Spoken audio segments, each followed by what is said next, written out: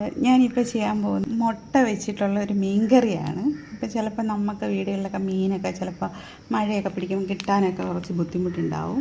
അപ്പം മീനൊന്നും ഇല്ലാതെ ചോറ് കഴിക്കാൻ കുറച്ച് ബുദ്ധിമുട്ടുള്ള ആൾക്കാർ നമുക്കൊക്കെ ഉണ്ടാവുമല്ലോ.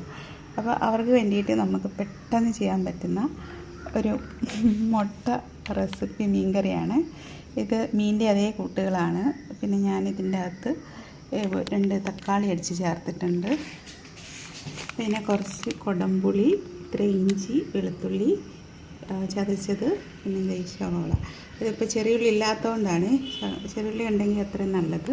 അപ്പോൾ ഇത്രയും സാധനം ചേർത്തിട്ടാണ് ഈ മീൻകറി ഈ മുട്ട മീൻകറി ഉണ്ടാക്കുന്നത്. നല്ലതാണ് കേട്ടോ, നല്ല ടേസ്റ്റാണ് ചോറ് കഴിക്കാൻ. ഇത് ചോറിൻ്റെ കൂടെ കഴിക്കാൻ നല്ല പെട്ടെന്ന് ഈ നോൺ വെജ് ഇല്ലാതെ ചോറ് കഴിക്കാത്തവർക്കൊക്കെ ഇഷ്ടപ്പെടുന്ന ഒരു വിഭവമാണ്. കരിയാപ്പില ഇട്ട് കൊടുത്തു. കരിയാപ്പില ഇത് നല്ല ഒരു ബ്രൗൺ കളർ ആകുമ്പോഴേക്കും ആ തക്കാളിയും കൂടി ഇട്ടിട്ട് നന്നായി, തക്കാളി അടിച്ച് വെച്ചിട്ടില്ലേ അതും കൂടി ഒഴിച്ച് കൊടുത്ത് അപ്പോഴത്തേക്കും നല്ലൊരു കളറൊക്കെ വരും.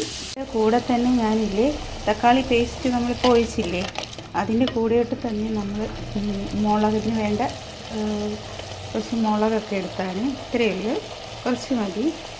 ഇതിന് ശരിക്കും നല്ലത് മറ്റേ കാശ്മീരി ചില്ലിയാണ്, പക്ഷെ അതിവിടെ ഇല്ലാത്തതുകൊണ്ട് ഉണ്ടായിരുന്നു, തീർന്നു പോയി. അതുകൊണ്ട് സാധാ നോർമൽ മുളക് പൊടിയാണ് എടുത്തേക്കുന്നത്. എന്നിട്ട് ഇത് കിടന്ന് നന്നായിട്ട് നല്ല പറ്റി വഴന്ന് വരുമ്പോഴത്തേക്കാണ് നമ്മൾ മുട്ടയും, ഇനി അടുത്ത പുളി ഇടുവേ. പുളി അധികം ഇടുന്നുണ്ട്, എന്ന് വെച്ചാൽ തക്കാളി ആയതുകൊണ്ട് ചിലപ്പോൾ പുളി ഉണ്ടാവും. അപ്പോൾ 2-3 അല്ലിപ്പുളി ഇട്ടാൽ മതി, കുടംപുളി. നമ്മുടെ മുട്ട കൊണ്ടുള്ള മീൻകറി റെഡി ആയിട്ടുണ്ട്. നല്ല എന്താ പറയുന്നത്, ഇതിൻ്റെ ചേരുവകളൊക്കെ ഞാൻ പറഞ്ഞിട്ടുണ്ടായിരുന്നു. നമ്മൾ മീൻ കറി വെക്കുന്നത് പോലെ തന്നെയാണ്. അപ്പോൾ ഇത് കണ്ടോ, ഇത് നല്ല ടേസ്റ്റ് ഉണ്ട് കേട്ടോ. ചോറിൻ്റെ കൂടെ വേറെ കറിയൊന്നും വേണമെന്നില്ല, ഇത് മാത്രം കൂട്ടിയിട്ടും കഴിക്കാം.